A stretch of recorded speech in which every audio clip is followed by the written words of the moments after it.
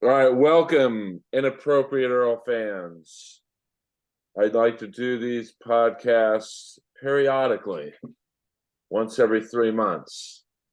I'm the complete opposite of Joe Rogan in every capacity, fame and body and everything else. But today, I have a guest who wrote a book on what I'm best at, trash talk.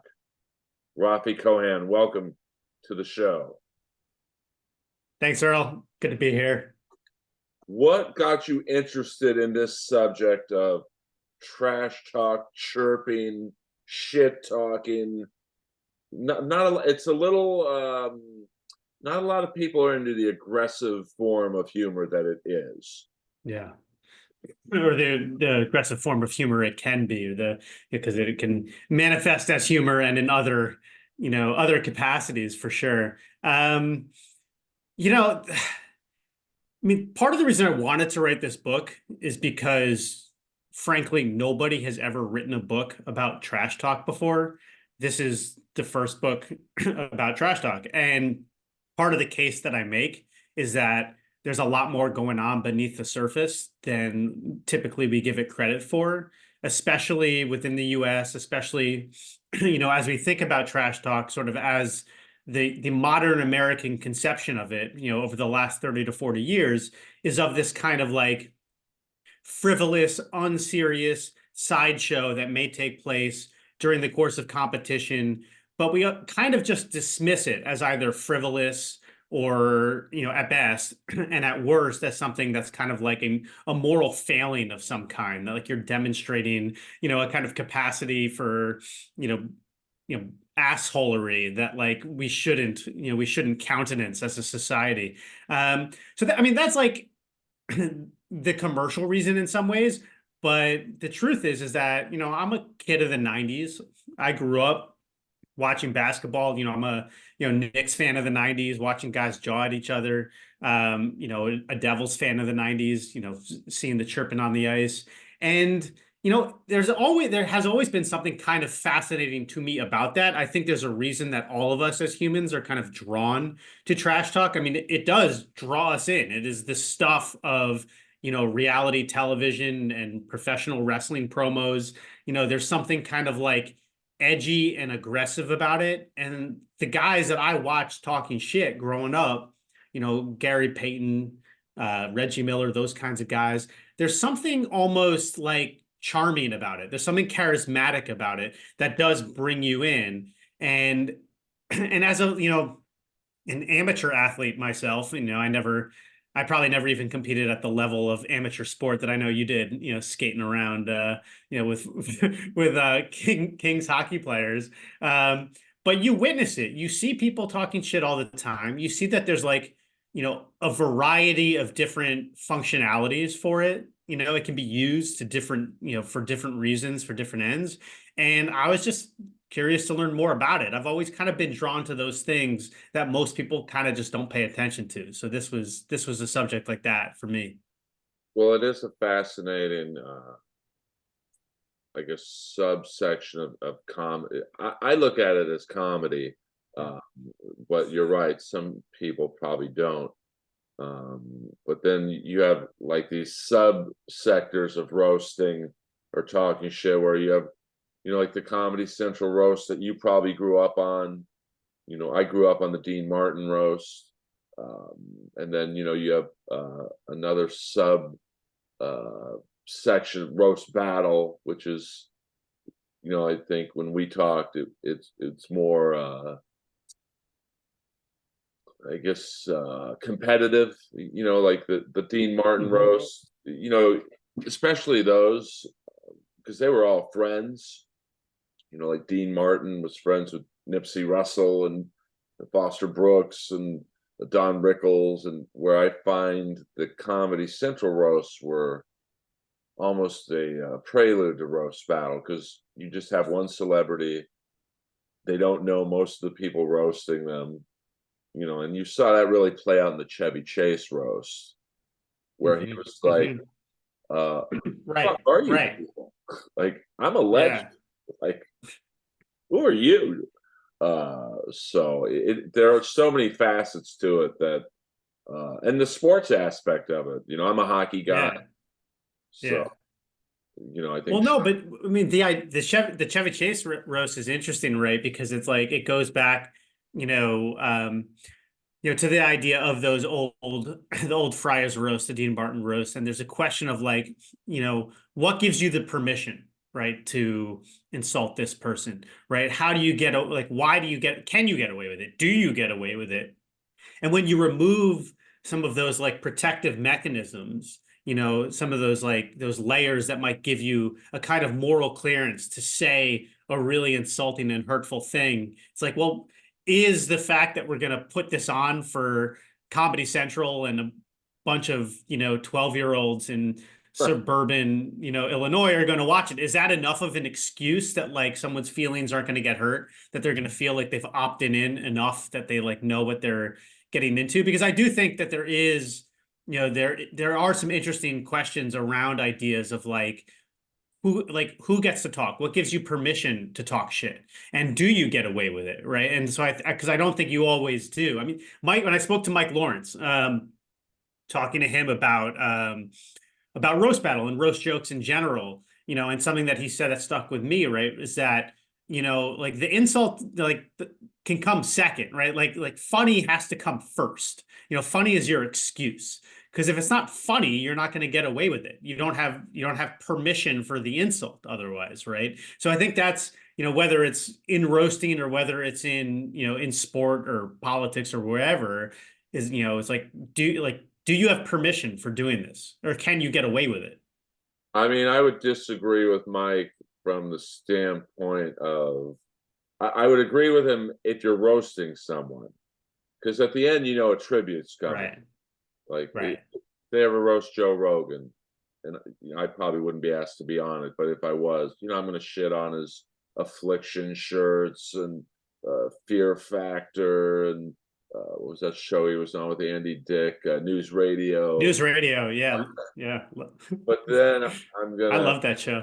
I mean, it's probably not one of the things he's proudest of, but at the end of all this, I'm going to be like, hey, I wish I had your body. I wish I had your success. Uh, Right. but Right. with roast battle, I don't think it has to be funny. It's hurt them before they hurt you. So like with Mike's battle against Ralphie May, I mean, I Yeah. don't know how funny those jokes were. He was just, he got the Mike Tyson knockout shot, and then, I mean, I've seen thousands of roasts, uh, been involved in them. I've never been more uncomfortable than I was in that battle. Like I couldn't look at Ralphie because Mike was killing him. Uh, Yeah. I don't know if I would say it was funny. It was just, it was hurtful. So, but Ralphie knew what he was getting himself into.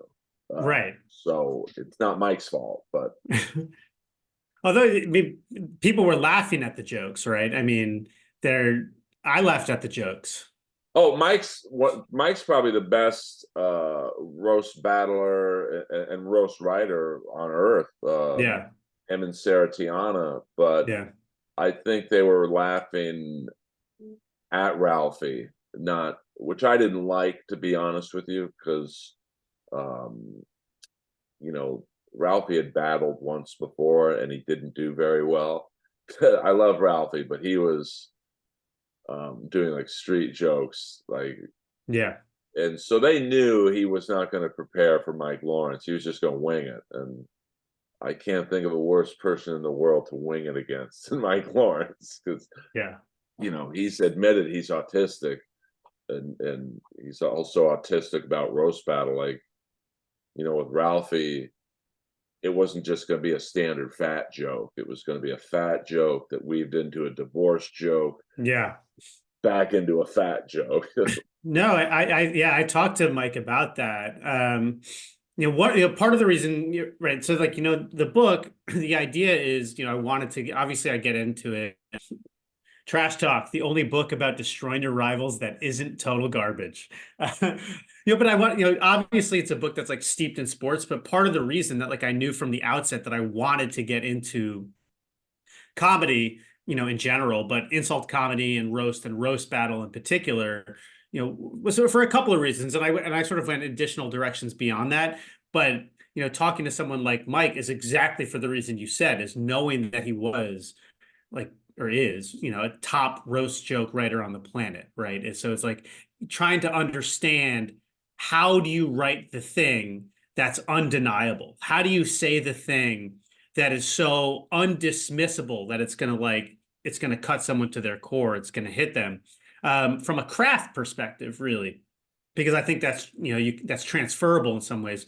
And he talked about it as like he referred to himself, and maybe maybe he said this, other times, I'm sure he has, but referred to himself as an emotional roaster.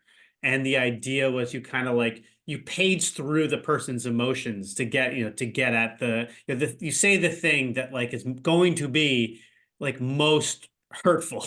That is, that it's going to hit you where you don't want to be hit. But it's exactly the way you described it, right? It's like this layering that it's like, it's a fat joke, but it's not a fat joke. It's actually a divorce joke. It's a divorce joke that also tucks in, these other aspects, because you need to acknowledge, right, the size of this person, but you're also, right, like you like you can't not address it, even though it's superficial and it's like the obvious, vector of attack. But it's like, but you can prepare, and maybe Ralphie didn't, like maybe he wasn't prepared to hear the fat jokes either, but like it's easier to prepare to hear certain kinds of things, right? So it's more like, well, what is the thing you're not prepared to hear, right? Like when you battled, right? Like I know you would slip into this Rick Rude type character, right? Like, the oiled up and the leather pants and the biker gloves, and to a certain extent you knew how you're going to be attacked. Oh yeah, I mean, like, and I think get it, Ralphie, I think could have, he had to have known there's going to be fat jokes. Like, you're 700 Or pounds, he should have known. but so like when I battled, I think I was the oldest battler of the TV show people. Maybe I think me and Jimmy Carr might be the same age. Uh, mid 50s. So I knew there were going to be age jokes. Earl's so old, blah blah blah, and the Yeah. girl I was dating at the time was significantly younger than me, so I knew there's going to be jokes about that, and so I was prepared. And in the one battle I did against my friend Sarah Tiana, I didn't go mean on her because we're friends. I'm like, well, I don't want to hurt her Right. feelings, let's just have fun. And she went mean on me. So that's what I meant by roast battle specifically, not roasting, is really hurt them before they hurt you. Um, Right. so, Ralphie just, if I was his coach, I would have been like, dude, there's going to be fat jokes. You should have 100 Well, rebuttals, right. and Exactly. or if you're, if I was coaching myself, if I can go out of my body, I'd be like, okay, dude, you're the oldest guy in the competition. There's going to be age jokes, and you're related to JFK. There's going to be a Kennedy headshot joke in there somewhere. So, I think, roast. But if you're too insecure, right, with yourself, that you can't even admit those things to yourself, right? Then you're a walking target, right? You have to be able, to come up with those rebuttals, right? To like, you have to first admit the things where you're vulnerable. You have to admit those areas. You have to come to terms with them in some form or fashion. Oh, 100%. I mean, that's what I was best at. Like, Mike and Sarah are probably the two best roast writers, roast battle writers, because they weave these almost like Pink Floyd-esque jokes. And, I'm more like Kiss, where I'm all the show. And like, I try and be so distracting to the other person on stage, they lose their place. Hey man, that's That's some good gamesmanship too. Oh, I was the best strategist in the history of the show. Like, you know, because that's what I enjoyed the most about it. It wasn't writing mean jokes about my friends, uh, but it was like, okay, they're gonna say this about me. So if I say this about them, and you know, like most people, or a fair amount of people, don't think I beat Jimmy Carr, but you know, I won the battle by addressing he reads his jokes. I don't. So you know, Dude, that's and by the way, what a great mind fuck. Seriously. oh Like, yeah. so I'm gonna get, can I talk about science for a second? So, Listen, this so there, your your interview, baby. You talk about what do you no, I know. No, but like, so, you know, understanding the ways in which like the pathways, the pathways that trash talk can work through, to actually degrade someone's performance or take away from it in one form or another, are it's exactly the sort of thing that will make you a better and more effective trash talker, like regardless of the form, right? And one of those pathways is attention, right? We have various attentional states as as people. You can have like a wider band of focus, or you can have a more narrow band of focus, right? And when you have a more narrow band of focus, like you're paying attention to those things that are within that more narrow band, right? And when you have a wider band, you're taking in lots of things, some of which will be related to the task at hand, whatever you're doing, and some of which will not. And one of them is not better than the other, right? You can think about it like let's say a quarterback, on an NFL team. That's a player who wants a wider band of focus, right? Because you want to be able to like pick up on the routes, you want to see what the defenders are doing, you want to feel someone creeping up on your blind side. Whereas if you have a more narrow band, you might miss out on some of that information, right? And you might not see the guy, the safety coming across the middle who's going to intercept the ball, et cetera, et cetera. Trying to distract someone through trash talk is to change, to either narrow their focus when they shouldn't, or to keep them in a very broad attentional state, can be a great way to fuck someone up, quite literally. And in fact, even and what you're suggesting even is like making someone pay attention to the things that they're doing, like the literal physical actions that they're doing, can really screw with someone. So one of the best ways to talk shit to someone, let's say, there's a famous example on the tennis court, is you walk up to a guy and you go, "Hey, you're serving really well today. What are you doing differently?" And then suddenly, that person's going to say, "Yeah, I am serving well today.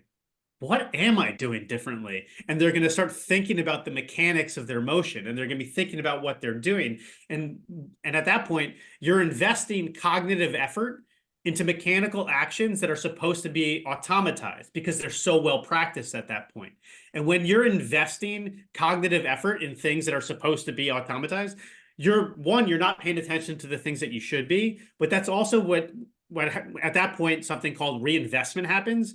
And that's like when you think about guys getting the yips, what we think about in choking as sports, like you can't throw the ball from second base to first anymore. It's because you're thinking about what you're doing. So if you get Jimmy Carr to think about the fact that he's reading jokes, like he might forget how to read in that moment. Like you can literally just like you go from an expert to a novice, basically, is what happens in those moments. So, and the point is like, so you knew that intuitively on some level, right? That like you wanted to fuck with his game, you wanted to make him think about something, but like you could have gone on with this scientific knowledge of shit talk and been like, "Oh, that's how I'm gonna fuck with you." Like this, like it's like there's a game plan for it. Well, I mean, I knew in that particular battle, like I knew Comedy Central wanted him to kill me. Uh, I Yeah. I certainly knew Jeff Ross wanted him to win. So it was intimidating for me to be on a show where I knew that the head judge and executive producer of the show was rooting for the other guy. So I knew I had to get the other two guys' votes, Kimmel and Seth Rogen, because then Jeff would be powerless. It'd be 2-1. So I'm like, I got to do something, and Jimmy was following me around the whole day. Like he knew I was up to something. And so it just and I don't think people, because I had got some crazy DMs from people. You didn't beat Jimmy Carr. I hope you die of bone cancer. One guy wrote. I'm like, what are you talking about? I mean, and he was serious too. Like I could tell when someone's kidding, and it was just. I'm not saying Jimmy Carr can't read 4 jokes, or he can't memorize 4 jokes, but it is different when you're reading. Yeah. You know, if I was doing a battle with you and you were going off the top of your head, and I'm like, and Rafi says he looks like Bin Laden, like it's easier for me to just read the joke. So, because Yeah. it's nerve-wracking when you're doing a roast battle, like Yeah. especially on Well, television. that's actually, yeah. Well, how did you, so I mean, like these ideas of like performance psychology, right? Like obviously I look at them largely through the realm of sports, but they do apply far beyond. Like a musician going on stage, a comedian going up for roast battle, someone is literally going to take like a final exam, like like a student going to take a final exam. Like these are all performance situations in one form or another. And trash talk, sort of like what it does at its core is it raises the psychological stakes of the competition, right? It puts more on the line. Like you have more pressure on your performance, like quite literally. Like your body's anxiety state goes up, and trash talk is one of the ways that you can do that to someone else. But it's like if you like, depending on how you appraise the stress of that moment, how you conceptualize the pressure of that moment, you're more or less likely to give like a great performance. Whether or not you see it, for example, as a situation you can handle, right? It's literally saying like I have the resources to meet this demand, versus like, oh, Kevin Garnett's talking shit to me. Like I am scared. Like I do not have the resources to meet this demand. Like when that happens, you literally go into a threat state. Like when you're overwhelmed by stress, you enter fight, flight, or freeze potentially. You have a threat response, and your body cinches up, like your pulmonary vasculature constricts. Your blood goes back to your like the center of your body as if you're about to be attacked by a wild animal. So you're talking about that, and you're talking about feeling the additional pressure, right, of knowing, or believing at least that that others wanted you to lose. How do you conceptualize that stress and pressure in that moment? Because that's a direct correlation to all of this stuff, to like how we can perform in the face of pressure. Well, I mean, roast battle was really an illegally run television show, to be honest with you. Like if you've ever seen the movie Quiz Show, which was Yeah. basically the game show scandal, there's an actual law called the game show clause, where there's supposed, when it's an all cash prize show, there's supposed to be no conflicts of interest. I mean, that's just a law. So when you look at like my first battle on television was actually against Jesse Joyce, who is a brilliant writer. Yeah. He's Mike Lawrence-esque, like that's how good he is. But he was an employee of Comedy Central. He should have never been on the show. That's a huge conflict of interest. And I knew, to answer your question, what got me so into this underdog role was I had a friend of mine who worked at Comedy Central. He's like, you know why you're going up against Jesse, right? I'm like, no, I don't really know him. Like, it doesn't really make a lot of sense. I mean, my ex-girlfriend's on the show. I would think that would be the battle, that and the storyline is like total pro wrestling. They had a great battle when they were dating. Let's see what it's like when they're not dating. I mean, that's how I would have done it. Yeah. But they were like, well, Jesse's kind of boring presentationally. He's just going to go up there with jokes and say them. And he did. If you watch that battle, I think you can find them all on Comedy Central. I can't believe I'm directing people to that site, but he literally walked up with like 10 pages of jokes. Like I had 5 jokes in my head. That's it. But my friend who worked at the network's like, well, they just know you're going to come out half naked, all oiled up, and you know, it is a optical show. You know, it's not just about people reading jokes. So they know he'll kill you, and you know, he can go to Montreal. I'm like, oh, okay. Well, let's see how that works out. And then I don't know if the cameras picked this up or not, but you know, my first joke did very well and his didn't. Every single Comedy Central executive just went like that. And then the second one where I did the Greg Giraldo joke, which I knew you go back to hurting feelings, and that was his best friend. And in my defense, I did ask him before the battle, is there anything you don't want me to joke about? He's like, no, do whatever. I'm like, you got it. And after that joke, they literally all moved to the edge of their seats with their jaws open, like, oh fuck, we got to take this guy to Montreal. So I was angry, to be honest with you. Like I was fueled by, I helped start this show. Why am I getting you know, the shit end of the stick? So I was motivated to Yeah. and then when I got, Well, you could. yeah, No, I was gonna say you conceptualized yourself as being the target of some, I mean, non-verbal shit talk in one form or another. Basically, you know, them, you at, conceptualizing yourself and being in this underdog role is actually like quite psychologically protective against the pressure of a moment, right? One of the ways to actually, one of the ways to make someone feel threatened or stressed, in a situation, is to make them think about what they have to lose, right? well, Okay, so it's like, and that could be like your roster spot on the team. It could be like your reputation, like I'm going to humiliate you in front of other people. It could be, the fact that you're like the champions and now, you're the hunted and not the hunter anymore, right? So this idea of being like, nobody believes in me. And I know I'm like making a little bit of a jump from like from your situation to kind of like a typical locker room situation. But there's a reason why you hear people say that. So it's interesting to hear you say that too, because I think whether it's intentional or not, it does give you a ton of motivation. And also when you feel like, well, nobody believes in me, I've got nothing to lose. Like it's incredibly psychologically protective because then you're not going to see yourself. You're not going to, you will be aggressive. And I mean you in the generalized sense, right? That it's like, whereas if on the flip side, and this is why you hear about terms like loss aversion in business, right?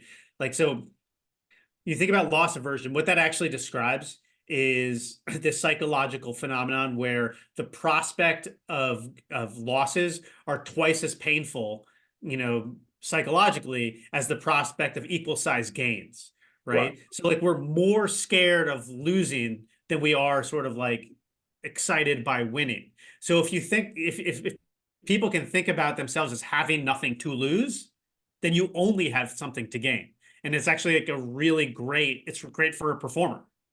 Oh, I mean, it motivated me. I've never been more motivated in my life to kill every person I was in front of. And even when my friend who works at Comedy Central to this day, so when I beat Jesse, and I think about maybe a week and a half later, we got our brackets for Montreal. He's like, "Oh, you're being punished." I'm like, "What do you mean?" He's like, "Look at your bracket." And I was the only one who had a tough battle in every round. Like everyone else got um, basically a warm up battle, someone they knew they were going to beat. And I'm like, okay, the shit's not stopping. Because the first guy in Montreal was Tom Ballard, who is this brilliant Australian comic, like a great. We did an untelevised season of the show, and he was killing everyone. Like, oh, that's my first battle, and then if I beat him by some miracle, I get Jimmy Carr, and then I get Sarah Tiana, and then K. Trevor Wilson, who is a legend in Canada. Yeah. This is awesome. Like, I mean, one other person had in their bracket, they had three people who never battled before. Like, oh, their managers on the show as a producer. Oh, okay, cool. Like, so I was,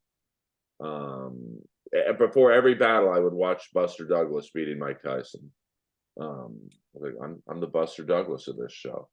So, Hey man, yeah, that's the underdog. I mean, that's why I always don't talk very favorably about my time on the show, because it wasn't fun to go through all this. Like, it was, I had a Comedy Central executive say, "Hey, if you lose, you're on a plane tomorrow morning." Oh, cool. That's awesome. Thank you. I appreciate that. Like, so going back to the psychology of what you're talking about, Yeah, I was I'm trying to think of well, like the football, the quarterback of the 49ers, Purdy, Brock Purdy. last guy picked in the draft. I'm sure he was like, "Fuck you There you guys." go. There you That's how go. I was. Exactly. Uh, Well, so you went through this as a comedian. I know this was years later, but I know one of the other things that you and I talked about was how much shit you talked as an amateur hockey player. oh yes.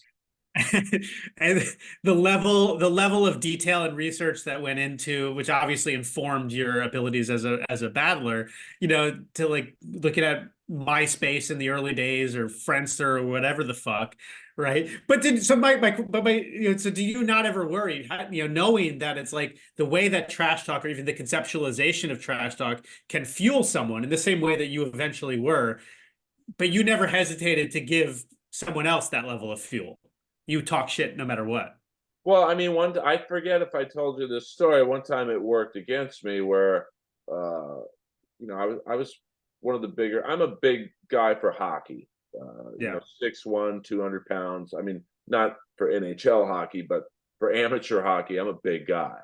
Um, and I was going at it this whole game with this guy who was probably about maybe 5'6", maybe 160 tops. I thought, oh, I can say anything to this guy. There's going to be no blowback. Physically, I can take him. My mom always said, "Watch out for the little guys." There you And go.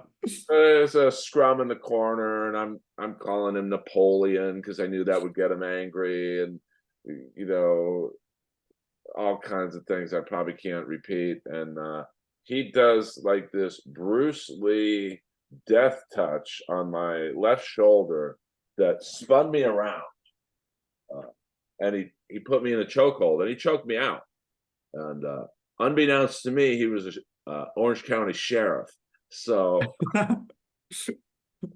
apparently, in the 714 area code, they hire little sheriffs. But so that was one instance where I probably had pissed this guy off so much with Napoleon and is your girlfriend Bridget the midget, the porn star, and just hammering him with short jokes. And he was probably like, "Fuck this guy, I'm gonna choke him out." So it doesn't always work out.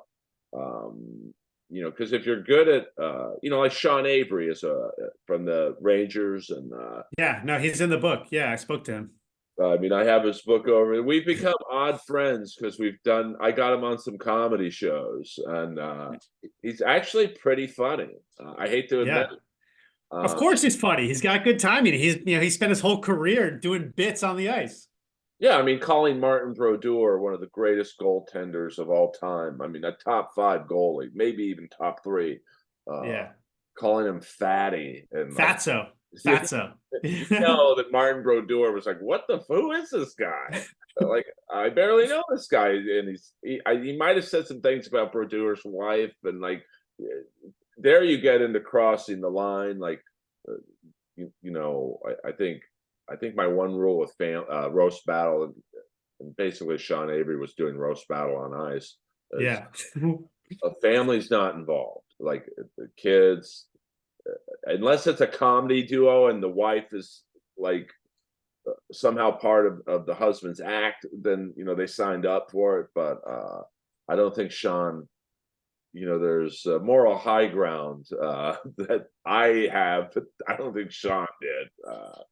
But that is subjective, right? That's like, we can like, because even like, I mean, I asked Sean about that, and it's like he would he adamantly believes that he never crossed the line because he had his own code of conduct, right? He had certain things that he wouldn't talk about. And I might not remember all of them exactly, but I think it was kind of like it was like race, sexuality, and maybe it was like like addiction or something. I forget what it was, but his point was that like I never crossed the line. You might think I crossed the line, but I didn't cross the line.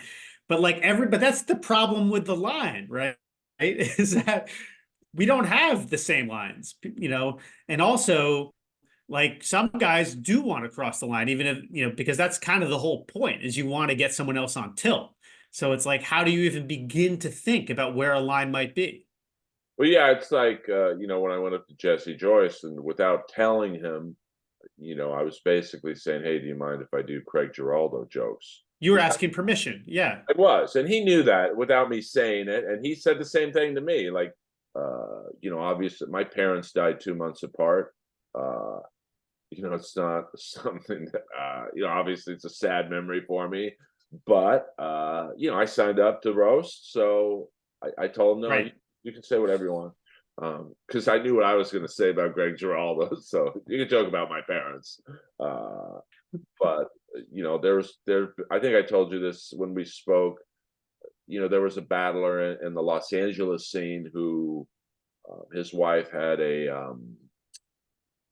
situation where the pregnancy didn't work out, and I told him, hey, if we ever battle, I won't bring it up. But a lot of people did bring it up with him. Yeah. Was that Pat Barker? Oh yeah. I mean, I didn't want to like. Yeah. Uh, No, well, I mean, I mean, that's on the Comedy Central. That's I was on Comedy Central too. That I've seen that battle. well, that And yeah. yeah, obviously, I'm not trying to bring up bad memories for anyone, but it's like, but that I mean that was on a pretty big platform. That wasn't just up in the belly room. That was a televised roast. But see, that's where I will agree with Mike Lawrence, because the guy he was battling, Eli, who's like a really nice guy, but those jokes just weren't funny. And Right. Well, you need clearance. You need to earn it, right? yeah, I mean, I think in that case, if the jokes were funny, I think, I mean, let's put it this way: Comedy Central thought that battle was so bad they took it off of television. Like, that's saying Mhm. something when Comedy Central says we can't air this. I mean, Yeah. uh, but it goes back to like, when a comic, and this has really nothing to do with roasting or roast battle, but like, when Daniel Tosh did that sexual assault joke like 10 years ago, and he Hmm. got a lot of shit for it, but the problem wasn't necessarily the joke, it just wasn't funny. Right. Right. Not that, you can make a sexual assault joke be funny, but like, Well, I'm sure somebody can. It's like what is the intention of the joke, right? And who's the person who's saying it? What kind of what authority do they have to say that joke? Or what is the context in which that joke is being said? I feel like all these things inform the way we understand these things, in one form or another. I also think like you think about crossing the line, and there's a question of like, well, did someone mean to cross the line, or was it just that they have a line in a different place again, right? Like it's you know so Sean Avery, right? He said to me when we were talking about this, and I was like, well, a lot of people thought believed you crossed the line. He said, well, he said, like, first of all, if I tell you your wife's a whore, first of all, that's a subjective opinion, like, which I think is a great quote. But it's like, but that also goes back to the point. It's like he's trying to upset you, but like he's not necessarily trying to say something that he thinks is immoral, right? So it's like morality is slippery in this way. Um, and so I think the questions of how, like, what gives you the permission to do it is an interesting one, because it's like within the confines of sport, like, is competition itself, like just playing a game, is that enough of a kind of like opt in that like we're accepting of any kind of abuse that comes our way? Or are there certain things that are deemed off limits even more so? right? Like that's part of what makes roast battle so interesting, where like it's really a gauge of not just like will offensive things be said, but how far is each individual person willing to go? Because they might not go as far as the next person, or they might go further than the next person. And and then the question is like, do they get away with it? You I mean, know, I think as long as the joke is true, it's on the table. That was right. my one rule. My code of roasting is, you know, if you were a sexual predator and it was proven that you were, I was going to joke about it because it's true. Yeah. Um, you know, so is that crossing the line? Like if you're going up against a rapist, is it you know, like how is it that I'm crossing the line? He's the rapist. Like what? Right. Um, so that was my one, I don't know, moral dilemma, I guess, with doing the show is as long as it was true, it was on the table. Yeah, I think, and I think this is an area just like trash talk in general where these kinds of questions come up, which is partly what I found interesting, right? Is because sometimes even ideas of like competitive imperatives and moral comparatives can be in direct contradiction, right? You can, even think about like, increasingly we're seeing, like in European soccer leagues or, even in the US, like if someone says something that's genuinely racist, right, or homophobic, guys will stop, the play and say, this person said something or that fan is saying something, get them out of here. But that's also like in some ways you're giving in to the trash talk. You're allowing yourself to be distracted in some form or another. And like, would you be better served? I mean, the obvious and like sort of chief example of this is Zinedine Zidane, right, in the 2006 World Cup. Okay, where Marco Materazzi calls his sister a whore, and he responds by headbutting him, getting a red card, and getting kicked out of the World Cup final. And his team goes on to lose in penalty kicks, right? So, like, was that a competitive failure to have responded in this way? Like, he is the son of Algerian immigrants, and felt duty bound to respond. And has said even in years since then that like he would not like he would rather die than apologize to Materazzi because like but in some ways even apologizing would like normalize or sort of like validate what he said as being like okay and like he somehow messed up by you know by headbutting him. He's like, no, I didn't mess up. Like what he did was so out of bounds. Everything I did was fine. So in his mind, he had a moral imperative that overrode any kind of competitive imperatives. Uh, but like, how do you negotiate those things, right? How do you decide what's more important? And especially when we're talking about, like as a society, we're kind of like we're a win at all cost society, right? So it's like, what is too far? Like, what can possibly be too far when winner takes all, right? So I mean I don't have an answer to this. I just think it's like these things are worth pointing out because like ultimately like we each have an integrity to our person, and I think the things that we do and say are a reflection of who we are, right? So even if we're willing to say this thing and we feel like we have permission to do it because of the structure of sport or because of the structure of roast battle or whatever, that's still a thing that we said, right? We are a person who said this thing. And like just from like a holistic kind of moral philosophy perspective, you have to somehow reconcile that with who you are. And like maybe you can, maybe you can't, but I think it's worth considering instead of like what we shouldn't do, what people shouldn't do, I hope, is just like, go to these spaces and assume a kind of carte blanche of like anything I say is for not just forgivable, but in fact, like, forgiven even before I say it. Because like words do matter. Words have consequence, right? And they can have competitive consequence and they can have moral consequence. Oh, I mean, I believe someone told me about an incident from an Austin roast battle, which is like I don't think it's affiliated with the Brian Moses roast battle, although he might have given them the okay to where someone committed suicide from Wow. a a joke, because it is I mean, it's a brutal experience to go through hearing about your parents dying, 2 months apart on television, or I Yeah. certainly me joking about Greg Giraldo, or I probably told some homophobic jokes against Tom Ballard, but I had to like, and I think and the jokes told about me and young girls, like it's not a great. You have to be very mentally strong to Yeah. um, deal with the effects of jokes, and even like I'm just as guilty. I battled one of my girlfriends who had been sexually assaulted, and I was doing jokes about it. Of course, we broke up a month later, but like probably wasn't the smartest decision. But the jokes were funny though. So Yeah. I just said her name. She was raped, and I'm not saying she's lonely, but she asked the guy, "Hey, what are you doing tomorrow?" So probably wish I could take that joke back. I'd probably not even do the battle, but Yeah. it's a very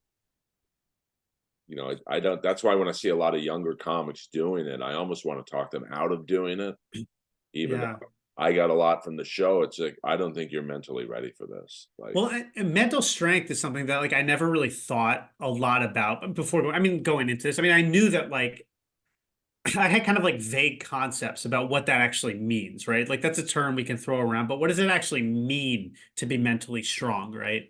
And within the context of sports, I would, argue that mental toughness is kind of like it's the ability to do the thing that you need to do when you need to do it, in spite of any perceived pressure or possible distraction, right? It's like focusing on the task at hand. Again, kind of cliche thing to say, right?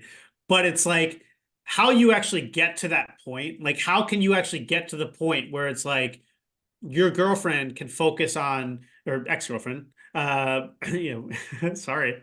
uh, Yeah. At the how can she kind of like acknowledge that the joke you said was said and is hurtful, and kind of and dismiss it, and then focus back, and like sort of recenter herself in the moment in a way that she can focus on the next joke that she needs to tell, or to rebut you in some form or another, right? How can Jimmy Carr kind of like block out, the potential distraction of being reminded that he's reading, so that he can not focus on the mechanics of that, but again, focus on the task that he needs to in terms of actually telling the jokes. And it's like these things have to actually be practiced. Like we need to confront these things. Like like athletes need to practice with they should practice with trash talk, where someone is literally bringing up things they are sensitive to, things that will be triggering to them. Like if I were to roast battle with you or anyone, which I probably, when I went into this, I assumed I was like, oh yeah, I'll roast battle because I like to do kind of like, immersive journalism. And then I see all this stuff. And I'm like, I don't know that I'm going to roast battle. Partly because I don't know if I can uphold my end of the bargain well enough to, to accept it. But like, I would have to spend so much time, which I should do anyway, to get, acknowledging my own insecurities, my own weaknesses, knowing that like other people are going to see them too. And if I can't embrace them in one form or another, I mean, this is Eminem, right? In the climactic rap battle scene, like I gotta call my shit out. I gotta own my shit. If I can't own it, then it can be weaponized against me, right? And so it's like there's something. I know people talk about, a lot of comics talk about roast battle as being cathartic, and whether it is or not, it has cathartic potential.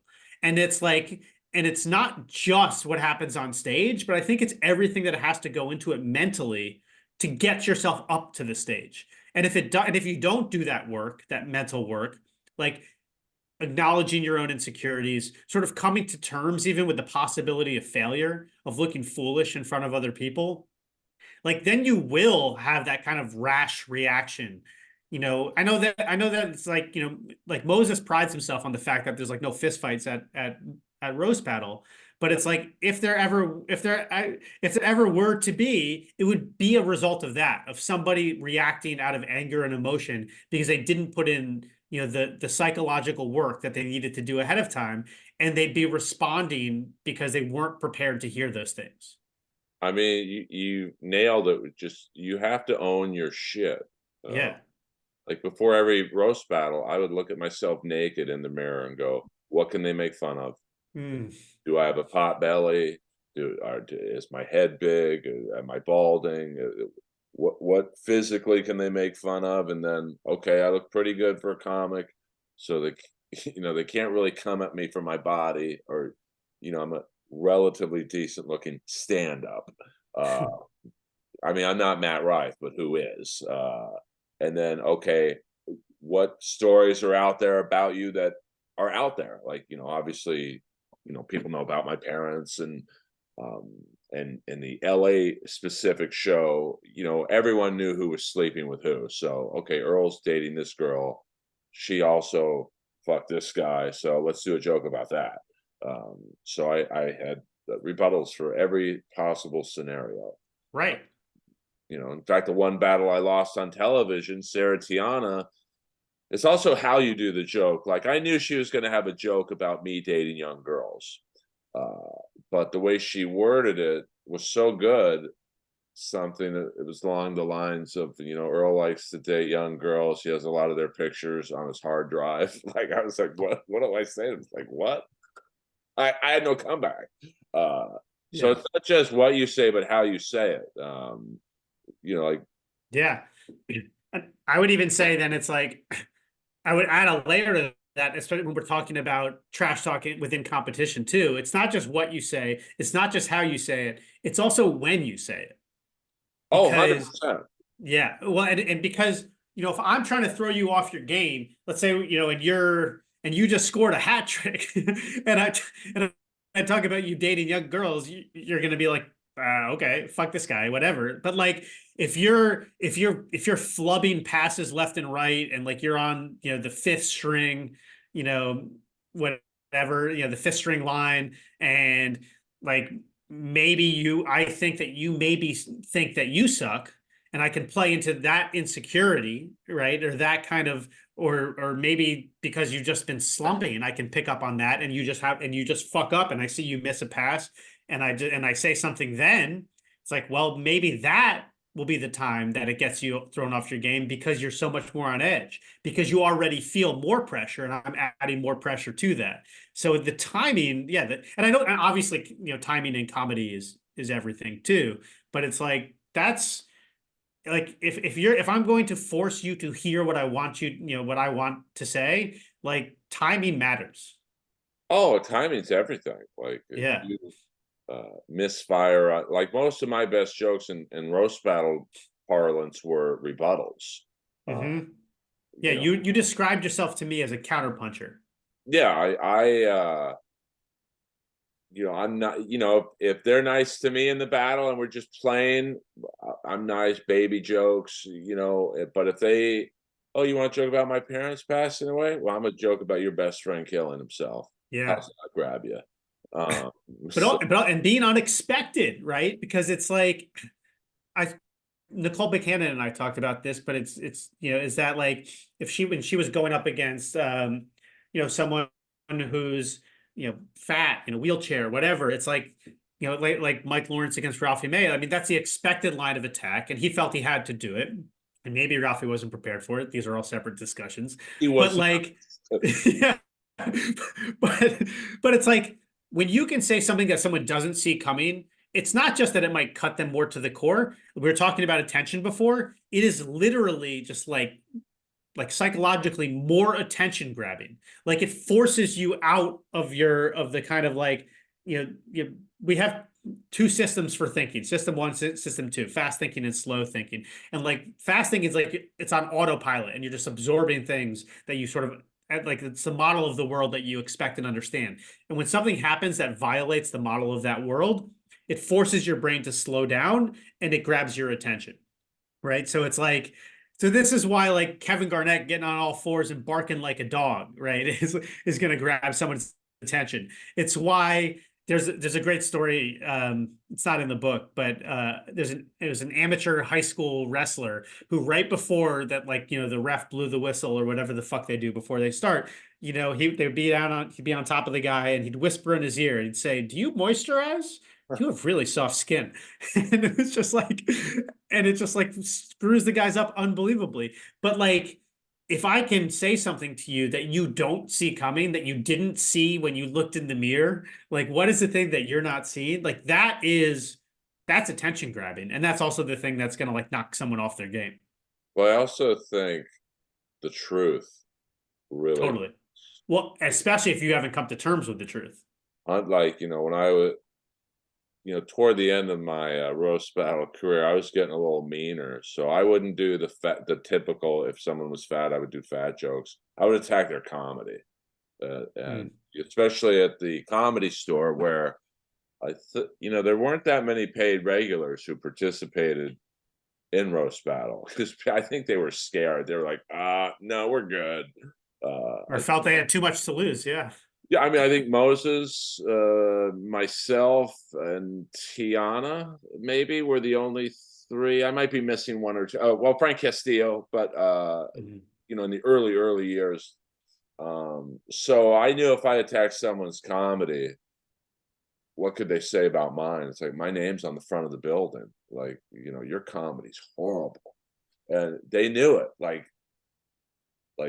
that hurts their soul when you say something so truthful. It hurts. Like, no, because no comic wants to hear they're not funny. Yeah. You can call me old. I'm like, I look good for my age. Or you can call Ralphie fat, and he should have been like, I'm the most successful fucking comic on this show. Who are you? Like, that's how I would have done it if I was 700 pounds. But thank God I'm not. Hey, I was pallbearer at Ralphie's funeral, so I don't want to hear it. Like, I was the only guy who worked out, so they needed someone. So, because I learned that from Brendan Lynch, who, did you interview him for your book? No, I didn't. He was one of my favorite roast battlers, and he only did like two, but he wouldn't do the yo mama, like, jokes that are prevalent with roast battle, like just surface level visual jokes. He would attack your comedy, like, you suck, and like, what do you say to that? Someone's calling you not funny. It's almost unrebuttable, Right. because you look like an idiot if you go, no, I'm funny. Well, that's it. You can never, the worst thing you can ever do, right, is like contradict someone. Like, because then first of all, you're engaging on their terms, right? You're accepting their logic system, and they're like, so I actually love this idea of like like, whose terms do we have to engage on, or do we engage on when it comes to these things?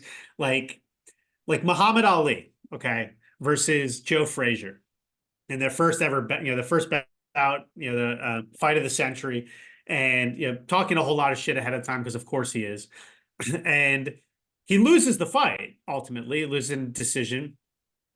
But they both get sent to the hospital, to a hospital afterwards. Ali checks himself out of the hospital that very night, doesn't even spend the night, while Frazier spends weeks in the hospital convalescing. And Ali uses that fact, the fact that he checked himself out that night, to claim that he's the real winner because he must have done, because he did the most damage because Frazier spent all that time in the hospital. It's like, it's that's squirmy logic, but you can't argue with him. You can't argue. That's the thing you can't do. You cannot argue when it comes to this stuff, because the second you argue, you lose. Yeah, I would agree with that. I mean, it's funny you mentioned boxing. Like, one of my favorite boxing fight ever, and this kind of has nothing to do with roasting and roast battle, but it has everything to do with it, is Ron Lyle against George Foreman. Yeah. Which is the greatest heavyweight fight no one's ever, no one talks about. And this was a prime George Foreman, not scared of any man on the planet. And Ron Lyle had just gotten out of prison for 7 years for killing someone. So he had no fear. And the face-off, Lyle just walks right up to Foreman and just is mean mugging Foreman. and you could tell it affected Foreman. Like, Yeah. because Lyle showed him no respect, and took some. He knocked Foreman down 3 times before he got so tired he just collapsed and he lost the fight. But I also like it when roast battle specifically is very much a mental sport.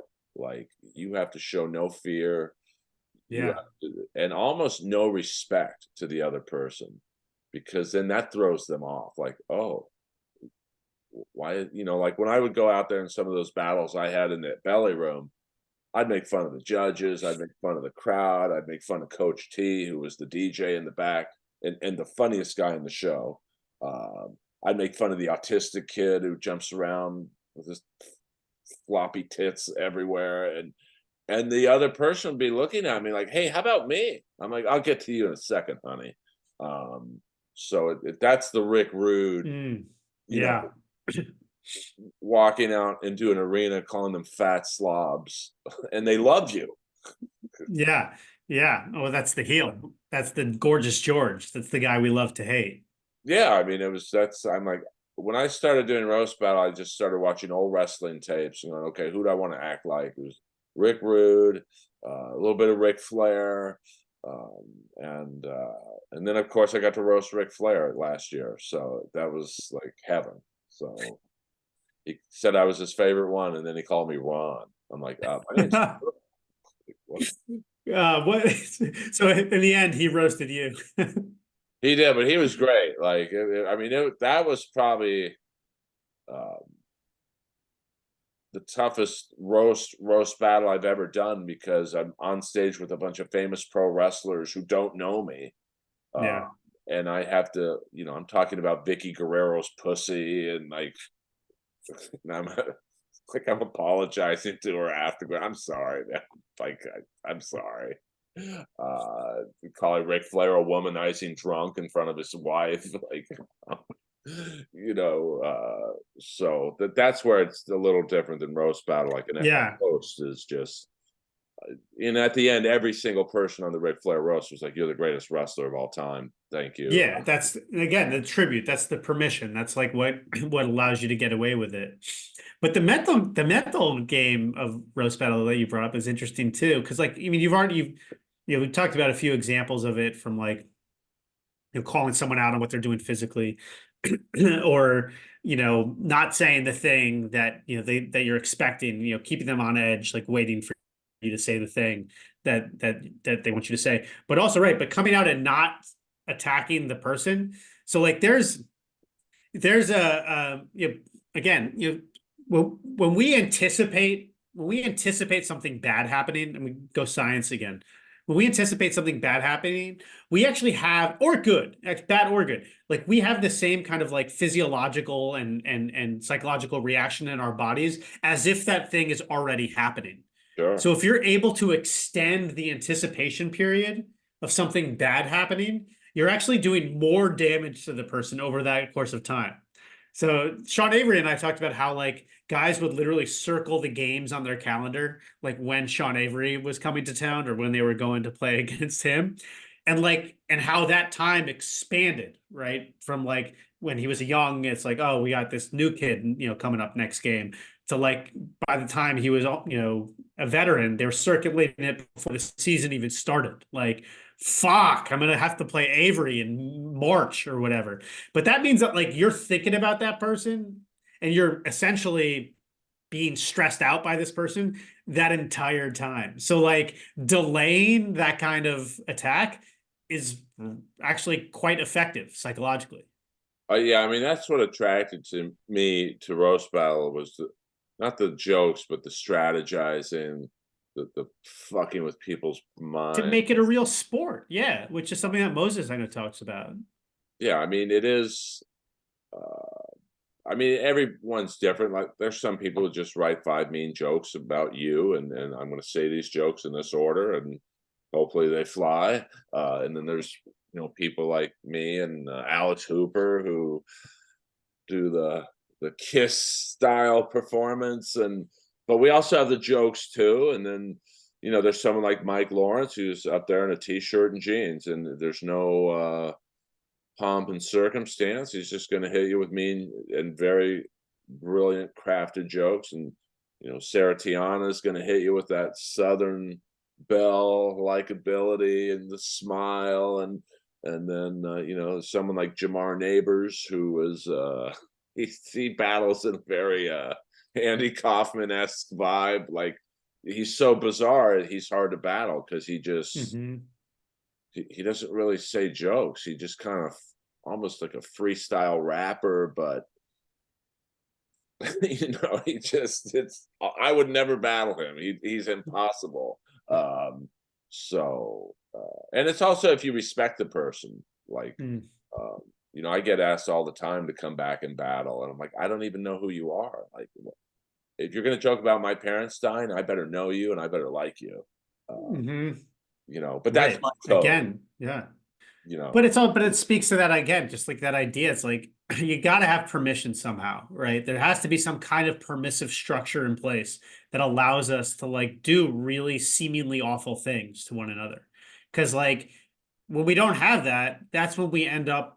That's when we end up in fights. That's when we end up in wars. I mean, I'm talking like but you're macro right. societally, but like, so that's like what happens when, it's what's happening in politics right now. And that's not breaking news, but there's a great story that was shared with me from this philosopher when he was in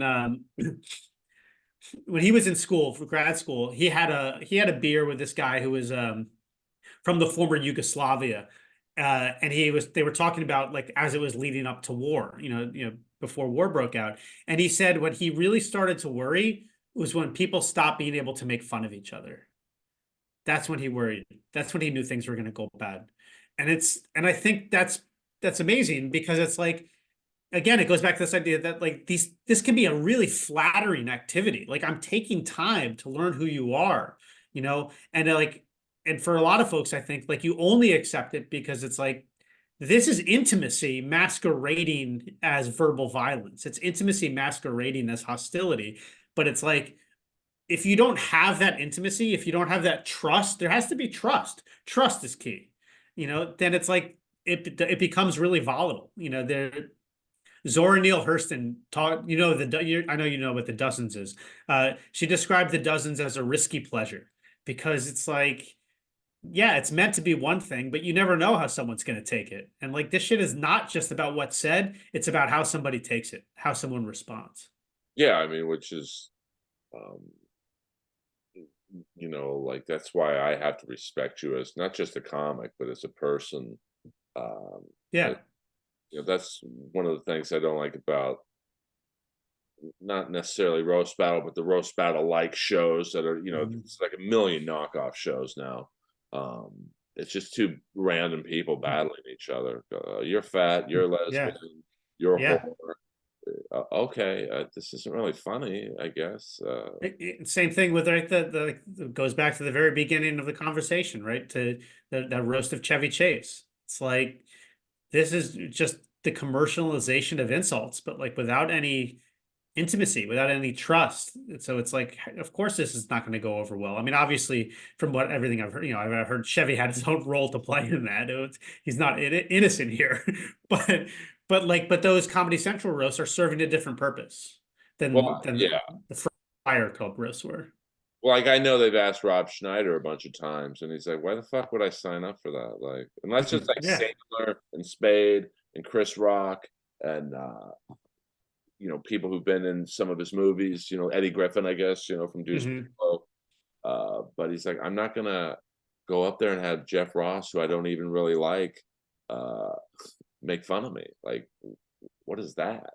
Um, so I think that's why the Dean Martin roasts were so great because you could tell like they said some pretty racially insensitive things on those roasts, but Yeah.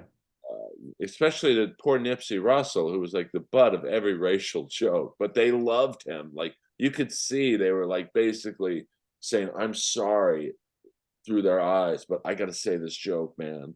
Or when Don Rickles said to Sammy Davis, and I don't even understand what this joke means. He's like, either you're black or you fell into a bucket of M&Ms. It's like, what is that? Wait, what? But you could tell that Sammy liked the joke. Don, like they hugged after. Like when I wrote for Dr. Ken on the was the Alec Baldwin roast. Like you Mm. could tell, like 3/4 of the dais didn't know Alec Baldwin. They were just there. And Right. it wasn't that funny, to be honest, because I had to go there to basically be like Dr. Ken's quarterback coach during commercial breaks and whatnot. And I was like, oh, they don't even know Baldwin. Like this is, I mean, Caitlyn Jenner had the best joke of the night, and she's not even a comic. Mm. Um, I think she said to Blake Griffin because he was dating his daughter, like just so you know, when you come over for dinner, you'll be the second best athlete in the home. Like that's a great joke. Like, uh, but like when Caitlyn Jenner is the funniest person on the roast, that's not a good sign, at least to Yeah. me. So I much prefer the Dean Martin roast and like the early days of roast battle when we all knew each other. Now it's just two open mic comics battling each other, and Yeah. Not to get too, grand with it, but I think that these kinds of considerations are something like I feel like politics, societally, society in general can take some lessons from these kinds of things from roast battle, right? Because it's like, you know, Donald Trump is a trash talker. I mean, I think a lot of it crosses lines and this and that, but it's like, how do we create the conditions for ourselves societally that like we don't end up with like Alec Baldwin type roasts where people are being mean and people are being hurt, as opposed to just like talking shit and actually being better for it, right? There's a concept in sports or psychology in general called social facilitation, but it's basically this idea that it's like you're better with a rival than you can be on your own. Like I will run faster on a track if you're running next to me than I will by myself, right? And it's like this idea that someone talking shit to you can, in the same way, like push you to greater heights than you could get to on your own, and in so doing, push them back to greater heights. So it's like, are we trying to build up or are we trying to tear down? Is kind of an important question, and it's like, how do we? I think it's worth asking both in terms of roast battle and like individual comics. It's worth asking in terms of athletes, and it's worth asking in terms of like anywhere that this type of like discourse takes place. It's like, what's your goal? Are you tearing down or are you building up? And I think I I mean I think obviously like a lot of people, like to your point, it's like we often find ourselves at Alec Baldwin roasts and like we're not better for it. well, I think where Trump, this is what I loved about him, and it's hard to say if you love anything about that guy, but he was really good at painting someone into a corner. Like that first Republican debate in 2016. I know we're like Yes. going back a Yeah, lot. no, no, no. But Yeah. so brilliant what he did. Because if you look at those candidates, and if you're a political junkie, you remember, and if you don't, I'm sorry. You had Ben Carson, a brain surgeon, like pretty smart guy. And then you had Jeb Bush, who probably should have been the nominee based on his experience of running a huge state and his family pedigree and probably being the best politician. And Trump hit him with, it's not even a sentence, but low energy Jeb. And he ruined him like with one. And say, I'm not a Trump guy, but like that was so truthful what he said. You could not look at Jeb Bush anymore and go, yeah, he does kind of just sit there. Like, he does kind of seem like, yeah, it's just the guy I want with the nuclear codes. I don't know about that. And it was brilliant. Like he ruined this guy. And now Yeah. he's trying with this DeSantis, and it's not working as well. I mean, he's not to turn this into a Ari Melber's show, but like the second time around, it's not working. The trash talking from the standpoint of the effectiveness. He's just lucky DeSantis is a horrible candidate, but like that's another podcast. Yeah. Yeah, it's It all, goes. and also No, go ahead. he's trying to be the underdog again, right? He's trying to be, he's like, Trump was the underdog in 2016 and he could bring that kind of energy. But like now Trump's a loser. And I'm not saying that in like a pejorative way. I'm saying that in like a literal historical way. Like he lost an election. Like he won an election and then he lost an election. And so it's like, how can you can't bring that outsider energy. You can't bring that underdog energy, that nothing to lose energy, when you're not that guy anymore. Yeah, it just feels different this time around. Like in 2016, you know, I don't know, maybe it was because we'd never heard a politician talk like this before, like calling Ben Carson an average brain surgeon. Like there are no average brain surgeons. You're either good at it or you don't do it. Uh, Yeah. but it was just like, oh, this guy. That's the logic system, right? Like, I mean, again, Trump is one of those guys. I mean, I hate to put Trump and Muhammad Ali in a sentence together, but it's just like the what we were talking about before with the way that Ali could sort of manipulate public discourse to like so that we were on his terms of engagement. I mean, Trump absolutely did that too. Like, and I think we're starting to get a little bit, we're maybe getting a little bit more hip to it, and he's maybe just getting a little bit worse at it. But that's what he was able to do is that he set the terms of engagement. When you can do that, like as a trash talker or just, obviously just like as a manipulator of public discourse in general, like you're gonna win because we're playing on your terms. I mean, I think, yeah, absolutely. And I think you hit it. Trump reminds me of when McGregor and Mhm. or McGregor, Chael Sonnen, when they were winning, even if they were saying stuff that wasn't true, Yeah. it was still captivating. But the Ch second Chael's McGregor, the only undefeated fighter who's lost 10 fights. but see, I liked it because I got what he was doing. He was totally ripping Totally. superstar Billy Graham, and that's basically for newer wrestling fans probably don't know who that is, but he was Hulk Hogan before Hulk Hogan. Yeah. Because he was literally ripping off his speeches. Um, but the second he started losing a lot, it's like it doesn't quite mean as much. And when McGregor got just manhandled by, I'm gonna Khabib. I'm gonna try and say his name. I always mess it up. Khabib Nurmagomedov. I think it's pretty close. But I was like, oh, you're not even close to being the best fighter in the world. This Kakistanian guy is like, he just kicked your ass. Yeah. So the pomp and circumstance, when you start losing, like Trump has lost, Jesus, one election. Some people would argue two, but like for sure one election.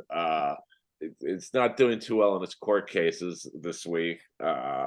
So the bluster doesn't.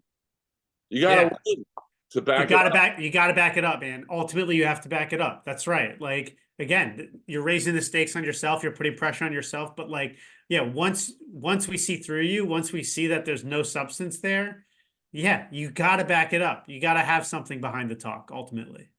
That's even when Ali started losing, when he lost to Trevor Burbick, I think, and then Larry Holmes, like Yeah. that's You can only spin it so many times. I mean, you could spin it 1,000 times, but you better be winning. Well, you're right. If you keep losing, I mean, yeah, you can. Look at Rousey, like that. She's Yeah. probably a more modern day era of the being a bitch to the opponents, not shaking hands and Yeah. mean mugging them and being a C word most of the time. It was great. It was captivating. Oh, let's put her in the Expendables. Let's put her in. They were going to remake Roadhouse and put her as the Yeah. Swayze character. But as soon as Holly Holmes' shin connected with her head, and Yeah. the next fight, I mean, she got a little bit of a pass with the Holmes fight because it's like, it's one fight, anyone could lose. And then when Nunes like beat her up in like 48 seconds, it's like, oh, you're just a bitch. Like you're not captivating anymore. So Yeah, there's something interesting about Rhonda too, in that I don't know, she didn't, and maybe it's just sexism. Definitely possible that like that public sentiment was never really on her side the way it was with McGregor, because when she lost to Holly Holm, like people were like coming out of the woodwork, like with the Schadenfreude of like, loving her loss and saying she deserves it and she's a piece of shit. And so I don't know. I don't know if there's something qualitatively different or if that's just a reflection of the fact that we're sexist. But I mean, I think with her, she was so dominating, like no one had a yeah, chance, and it was so one note, grapple, armbar, it's over. yeah. Uh, and she was like a heel, like a But yeah, and she was mean without, because there's something about McGregor, like when he was at his best, like he was funny, like he's charismatic, like he made you laugh, like you hated to love him, I mean, a lot of people love to love him, but like he's got timing, whereas I don't know that Holly ever had that charisma. I mean, not Holly, Rhonda ever had that charisma to her. I mean, it's funny, she grew up idolizing, Roddy Piper, um, so you would think she'd be a little more, would have that, I'm sure she watched. A little more showmanship. Yeah, and, even in wrestling today, like, I think she's in Ring of Honor now. I don't wanna turn this into a wrestling podcast. I could, trust me, she's not great on the mic, versus, like, Right. And how, but like, what a fucking, are you kidding me? What a shame. The fact that you were like this top UFC fighter and you can't cut a promo. Are you kidding me? Like, well, that's where good writing, like, you would need Mike Lawrence or Tiana. You know, there was a wrestler, back in the day, in WCW named Lance Storm, who was one of the great. He's actually like a good wrestler. Like that was his problem, was no one wants to actually watch wrestling. Like we want to see the bullshit. And some writer he had no personality basically because he was a legit, trained by Stu Hart in the dojo. Like you could beat up guys legitimately, on his wrestling skills, but he just had zero mic skills. And so a writer, and I don't know who it was, or I'd give them the credit, they turned his biggest weakness, and it's almost like with roast battle. If you're fat, or if you're a whore, or if you're old like me, you flip it, and it's a strength. And they made his promos funny because he'd basically go up to the mic and go, "Yeah, I'm boring. I know it. If I could be serious for just a moment," and people would boo, and like he never got reactions like that before. So yeah. I think good writing can solve a lot of personality, disorders. That's why you see certain roast battle comics. They have no personality off stage, but they use roast battle as almost like a form of bizarre theater to be like, oh, I can act like, and I even did it. It's performance. Yeah. I get to be a pro wrestler for 10 minutes on stage. I mean, I unnerved Jeremy Piven once, so he wanted to kill me, in the belly room. I still feel bad because I don't think he was in on the joke. I was just following orders. And because they were like, there was a battle going on, and I won't say who, but I got a text, "Hey, get up here, man. You got to save the show. Piven's up here. Just start roasting him." And I thought he was in on the gag. So I start shitting all over this guy. Of course, Jeff is staring at the wall going, "Oh my God, Earl's going to ruin this relationship with Piven I have." Great. Would that be the worst thing in the world? And he's like, "I don't know who the fuck you are, man, but I'm going to kick your ass in the parking lot." And I'm like, "Let's do it right here, bitch." And people got in between us. Like Jason Reitman's having a heart attack. So, you know, I was acting, and then I got out of there pretty fast. Yeah. But where can people buy the book? Let's plug this book, man. Yeah, man. Well, I mean, certainly you can find it online. Obviously, it's Amazon, Barnes and Noble, all those. Trash Talk, the only book about destroying your rivals that isn't total garbage. But of course, either you can check your local independent stores or they can special order it if they don't have it in stock. But yeah, please pick up a copy. I really hope people do. You know, I tried to, I tried to weave in like, again, the comedy, the sports, the science, all of it, because I do think there's, you know, trash talk is just a topic that I think we all love, and we've never really thought enough about it, to be honest.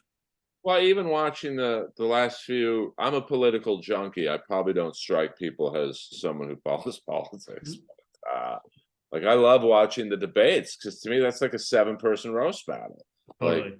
they're all trying to get their lines in, and that Ramaswamy guy, like he's like the new Trump. He just says stuff like there's no fact checking his stuff.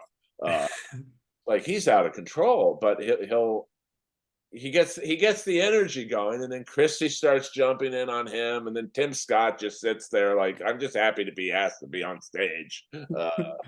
And the guy from Oklahoma, like he had 0% of the vote. Like I don't know how that's possible. He was just, I don't know what. Like it's an old Dennis Miller joke, but it's like me and Asa Hutchinson are tied, and I'm not even Right. like Right. I think he said that about Dan Quayle.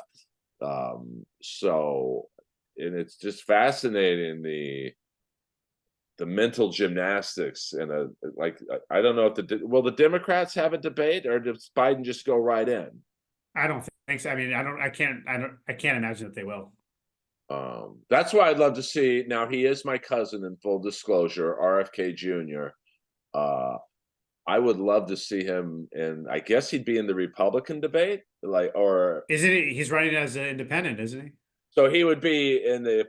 So if, let's say it's Trump and Biden, as scary as that sounds, RFK would be in that debate if he could get in. Yeah. So yeah, I think that's right. Yeah, if he can pull high enough, which he probably would be able to get onto the debate stage at least.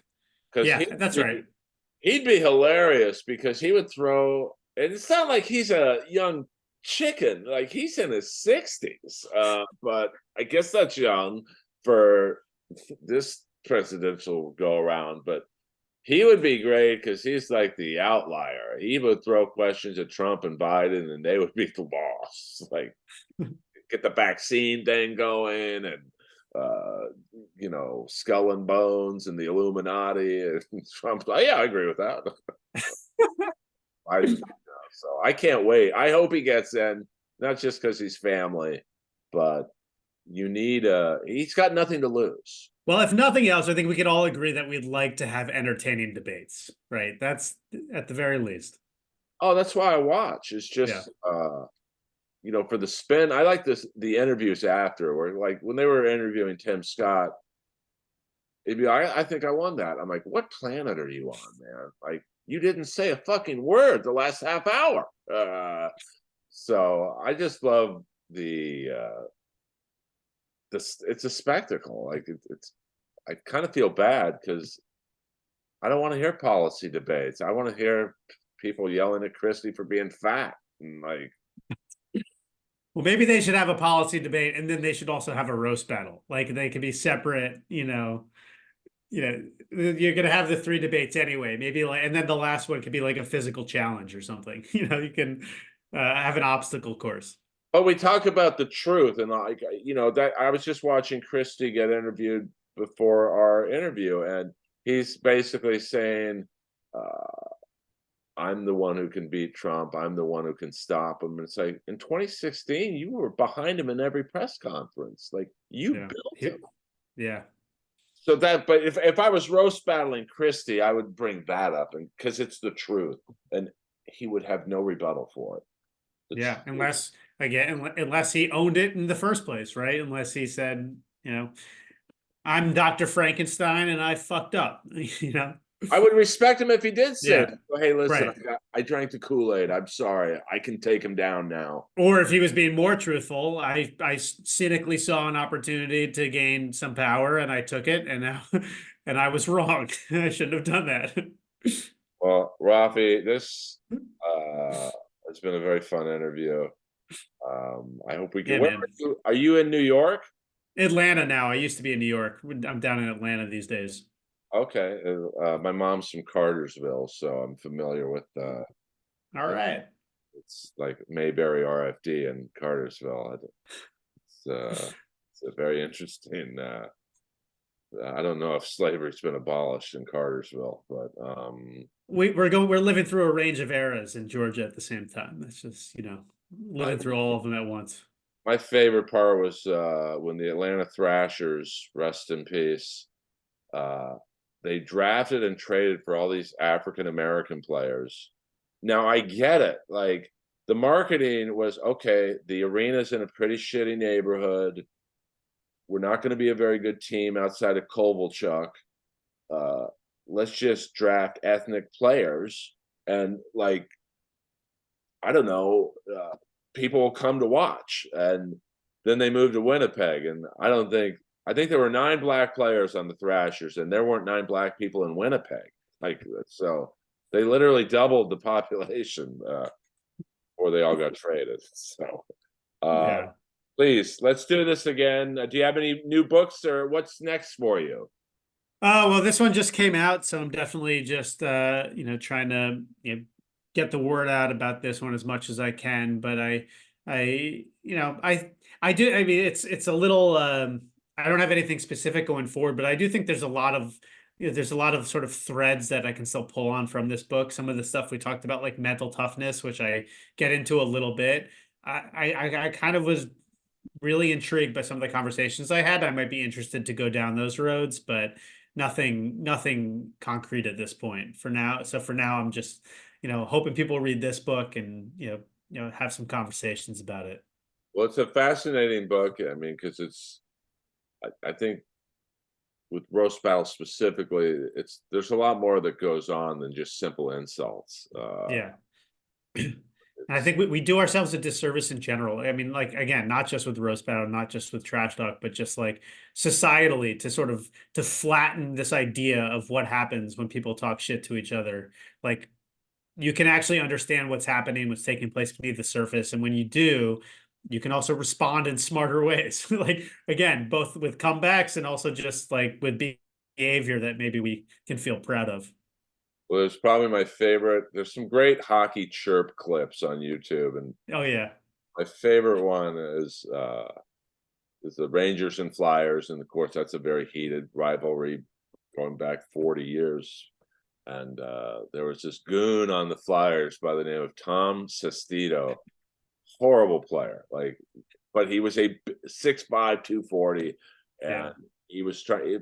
He was very intimidating looking. He looked like almost like a character from Slapshot, and he had gotten called up for that one game to intimidate the Rangers. And Brad Richards, who played on the Tampa Bay and then that season the Rangers, very small player, maybe 5'10", very slight. He just totally disarmed them. They're on the benches side by side.